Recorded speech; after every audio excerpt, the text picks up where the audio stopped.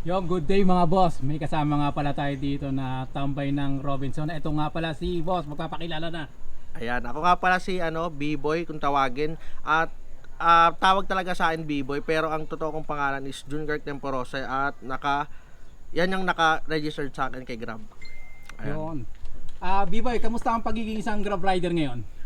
Okay naman, kumikita kahit papaano kasi ako 10 hours ako nabiyahe sa isang araw. Sapat naman, pero yun nga, marami tayong ginagastos, tumataas yung bilihin.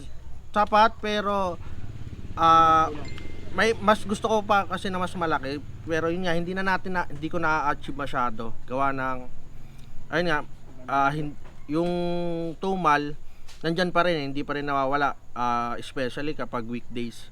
Weekends talaga yun, medyo nakakabawi-bawi tayo. Lagpas tayo ng 1,000. Ayun lang. At ayun, narinig nga natin ang sinasabi ni B-Boy. B-Boy, kung meron kang gustong sabihin kay Grab, ano yon? Ayun, thank you sa sa opportunity na to, at masasabi ko rin yung mga hinanaing. Hindi lang sa akin, hindi lang hinanaing ko, inanaing din ng ibang mga Grab driver.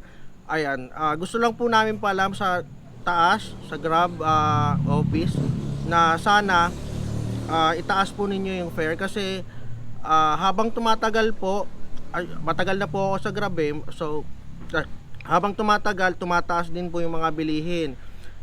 Based on the research nga po, 7% ang itinaas ng inflation rate dito sa Pilipinas.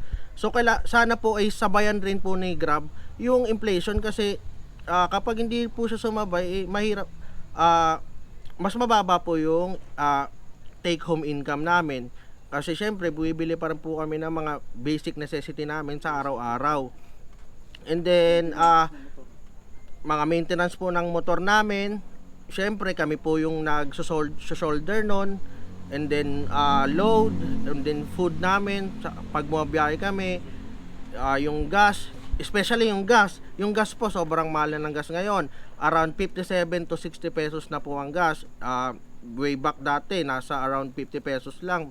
Tapos, mataas pa yung fare nun. And then ngayon, bumaba yung fare, tumaas naman yung gas. So, sobrang liit na po talaga ng take home income namin. So, yun lang po panawagan namin na sana ayusin po ni Grab yung fare, maging patas po sila, and then ibigay po, kung hindi man po kaya na gawin yun, sana naman po maging patas na lang sana.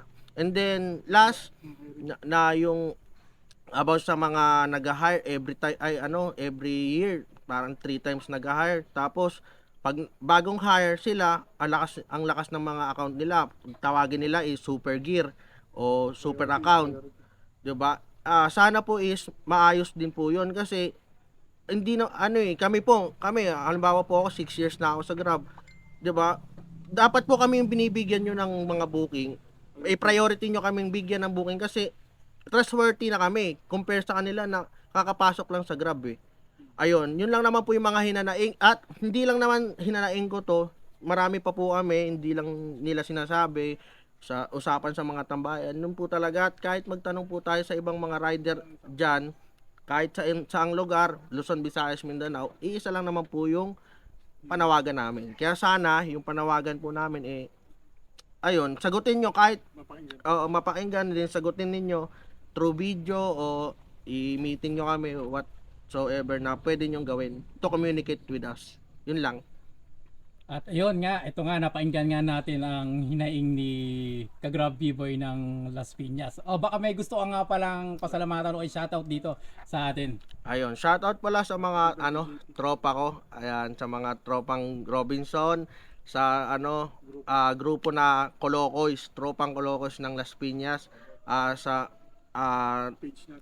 page namin sa Poor Idiots, yan, magbablog kami, yon, follow nyo kami. Ayan, ilalagay ni Boss Gibo yan dyan sa baba, yan, click nyo na lang to. And then last but not the least, sinut to birthday ng boss ng head ng ng tropang Colocoys, yan, si Boss JP Madrid, o mas kilalang Ednel Madrid ng Las Piñas. Ayun lang.